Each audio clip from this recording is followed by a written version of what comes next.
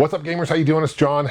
In this video, I want to talk about eXoDOS. This is a really great archive that fans have come together and are basically collecting and archiving these great DOS games from the 80s and 90s. Not just games, but programs themselves. Windows 95, for example, is a program that they've archived, which is cool. And it's history, and it's important to archive these so they don't get lost in time, right? I'll send a link to their website so you can check it out. There's over 7,200 games so far in the archive and growing. And games I'm going to show you, obviously I can't show you all 7,200 in this video, it'd take forever. I'm going to highlight some that I grew up playing and just want to point out to you guys. If you guys have any recommendations on games to check out from the DOS era, these are games for the IBM or IBM compatible. Growing up for me, I had a Gateway computer, CD-ROM, of course, that was a huge thing. This is kind of, a lot of it was pre-internet, World Wide Web, right? And just how fast the computers really evolved from the early 90s or even the 80s to late 90s, really grew really fast. So I just wanted to put this video together and show you more about this eXoDOS and this archive. Super cool. Let's take a closer look. Okay, the front end here is Launchbox. The emulator that these games run on is DOSBox. Shout out to my good friend Kirk, aka Cubert1 here on YouTube. I'll put a link to his website below. He helped me out, hooked me up with these games, showed me these games. Super cool. The first game I'm going to show you is, there's a handful of these 3D FX games. This is a NASCAR racing game. First thing you do is you have to, pretty much, it's already installed on the hard drive, but you got to kind of set all these settings, set the aspect ratio, etc.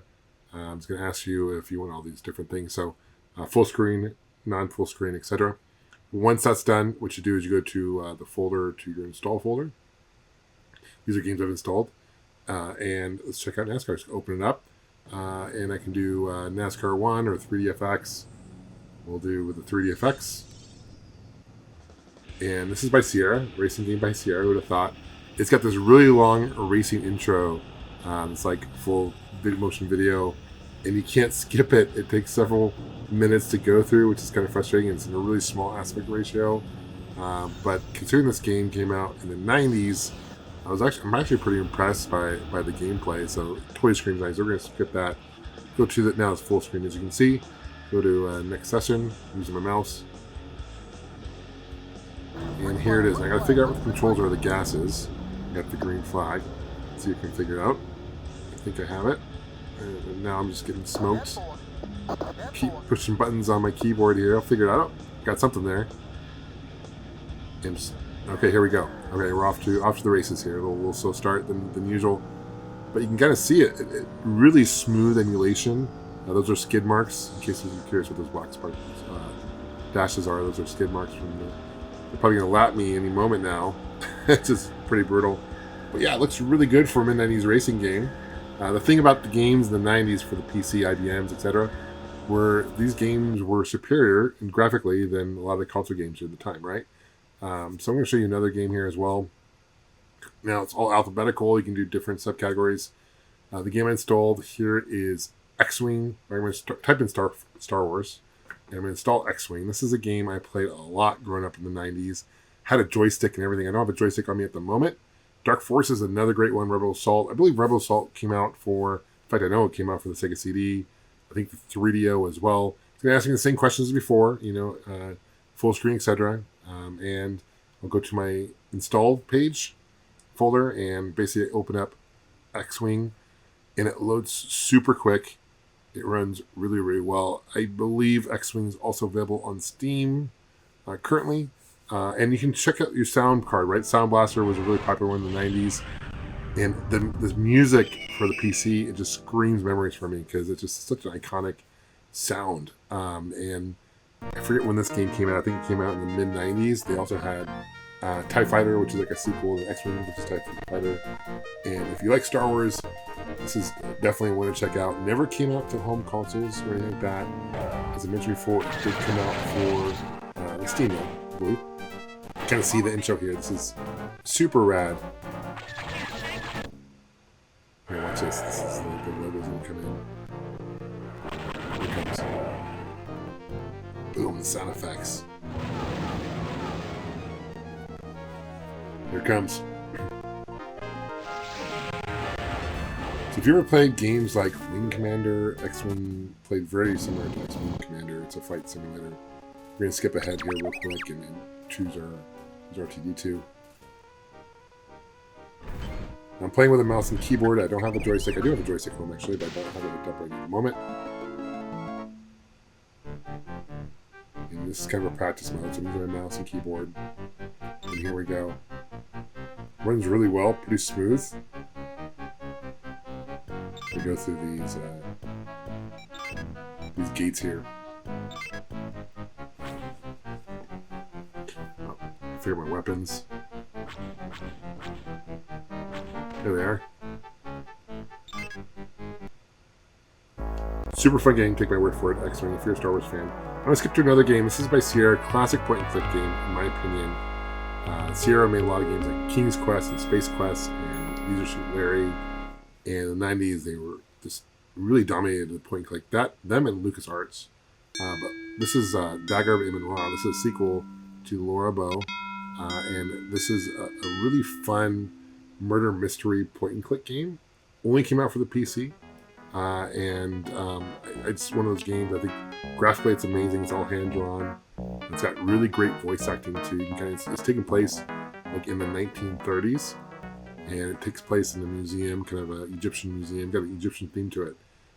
Really fell in love with this game. If you like games like King's Quest and point-and-click games, this is definitely one to check out. It's called Dagger of Amon Ra. A lot different than the first Laura Bow game that came out.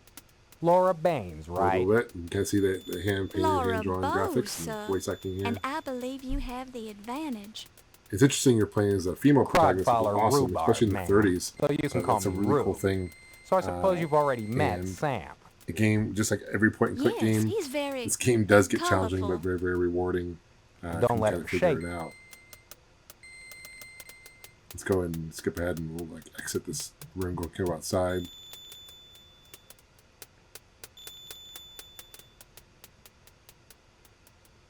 Takes place in New York, even though she's from Louisiana.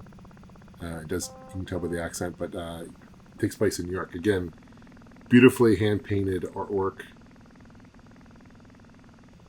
This game brings back so many great memories. Whistle for a Taxi. I've got to get my... she's a reporter, right? So at some point I can't leave anywhere in the taxi because I don't have my media badge or media credentials, essentially, so I go to find that, but go and enter the taxi. I'm sorry, madam. I can only transport you if you have money or if you're a member brings of the back press. So many great memories, this for sure. Okay, another game I'm going to show you is... I didn't even know this game actually came out on the PC, to be honest with you. It's The Simpsons, based on the arcade, of course. I was aware that it came out for Commodore 64. That port's not great, but I did not know it came out for the IBM or PC. So this is the version, and this version is actually surprisingly really good. I actually have a Simpsons arcade at home, and I got it for an amazing deal. I got it, my church was basically giving it away. I got it. Really fun beaten up by Konami. It's really unfortunate they didn't port it to the Super Nintendo and Genesis back in the day. Really only focused on the PCs or computers for reasons I don't know. But we'll play as Bart. But this particular version is up to 2 players. You can play 4 player on the PC back in the day, but without an adapter. But this game was 2 player. The original arcade is 4. Go ahead and select Bart. And here's stage 1. If you've played the arcade before by Konami, you can tell this port is actually pretty true to the arcade, and it kind of goes to show the colors are great. Kind of shows you how powerful the PC was back in the day, and why gaming was such a great time on the PC, right? Really bright colors.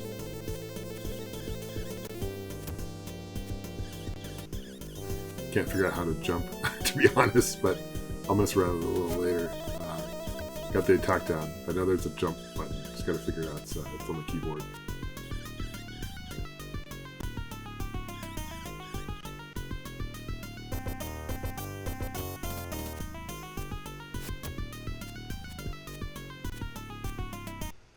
Yeah, the characters look a lot. Okay, there's another thing I want to show you here as well. These are games that are pretty much more like educational games, which is cool. So it's another folder. Also using Launchbox at the front end.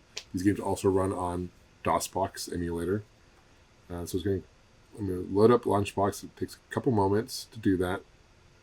And there's an additional like 1,200 games or so on here, maybe 1,100 games that are really mainly like educational, right, for the 80s and 90s. So I'm going to show you a handful. Everything's alphabetical. I got Windows 95 on here, which is cool. So completely emulated. I'll show you that in a second. Which throws back so many good memories. Some of these don't include, obviously the box art, but a lot of them include manuals, which is awesome. So you can go click on more information. You can find the manual. So people actually scan the manuals for these games. There's Carmen Sandiego, and so I think that's really cool that people have taken the time to scan. Again, this whole eXoDOS project is really to preserve these games, and I encourage you guys, definitely check them out. Definitely support them if you can, because this is history, and it'd be really a shame for, there's such thing as disc rot and CD rot. There's Dagger of Amon Ra right there, just past it. So it's cool that these games are being preserved, because it would be a shame for these games to not be able to be played in the future, right? So you can kind of see there are a ton of games on here. First game I'll show you is Indiana Jones Desktop, the desktop adventure. I figure it's fitting because the new Indiana Jones hasn't making those videos out in the theaters anyway. And this game was for Windows. It's a desktop adventure. It's an adventure game. It kind of reminds me, it's top-down adventure. Kind of reminds me of a kind of a poor man's Zelda game, or if you ever played Willow for the NES. And it's kind of built for, obviously desktop, right? So it's kind of an adventure game. I think it's top-down perspective. You can see the windows are open. This is an early version. This is, I believe, Windows 95. You can kind of see there's like a program manager. It's completely emulated. It just throws back so many good memories. Apple was really the first one to kind of start kind of the Windows kind of format. But if it wasn't for stuff like this, we wouldn't have PCs like they are today, right? So this is kind of the early stages. Scrolling is really bad in this game, by the way. And I don't have a whip or any weapon yet. There's a snake. I thought he hated snakes, right? Doesn't he? Oops. Not a good idea to go to a snake then. It's pretty wild. I don't know how long this game is or how long it takes to beat. We'll go and exit it. And when I exit the game, you can see kind of open Program Manager, and I'm in Windows. And I've got DOS, I got Control Panel, File Manager. This is how it was. This is how Windows 95 was. And there's the game. Now when I exit out of this, it closes it down. It just goes right back to Launchbox. So go exit Windows. Nope. Here's another game I found. This is Ace Ventura. I had no idea about this game. I saw it here. I'm a fan of Ace Ventura movies. The voice actor does sound a lot like Jim Carrey. It is not Jim Carrey. But this is another point-and-click game. It's interesting. Kind of the artwork style kind of reminds me of Day of the Tentacle by LucasArts. Kind of that style of artwork. It screams 90s. I have my key. Found my key there. I'm in my room. I'm not touching that. The audio is so funny in this game. It's just so crazy. So obviously it's a detective, so it's some mystery to kind of solve. Her expressions are so darn cute. Kind of sounds like him, yeah. So that's where. And just like any other point-and-click game, it's a lot of just being patient and trying to figure out what to pick up and what to get and what to collect to get some other stuff to move on to the game. I don't think so. This is this bigger one. I'm gonna have to dive back into that because it looks like a lot of fun. Can't do it. All right, the last thing I'm going to show you is there's other programs as well. This is Encarta 95. This is basically encyclopedia. This is pre-World Wide Web, pre-internet. I mean, internet was around in the 95, but it was very early on. And my family had this. This is crazy. When I found this, it throws back so many good memories. So there's videos, movies, and it's an online encyclopedia. Not online, it's offline because it's CD-based. But this is cool. It's the fact that people have emulated this and kept this. I think Encarta by Microsoft. I was looking and actually discontinued it in 2009. I'm surprised it actually lasted that long. But you guys remember Encarta? Please let me know. But yeah, my family definitely had this. I did a lot of research in middle school using this program. Again, before internet, before the World Wide Web. Anyway, thank you for watching, guys. Thank you for subscribing. Let me know what you guys think. I'll appreciate you guys' time. We'll see you guys soon. Take care. And of course, game on.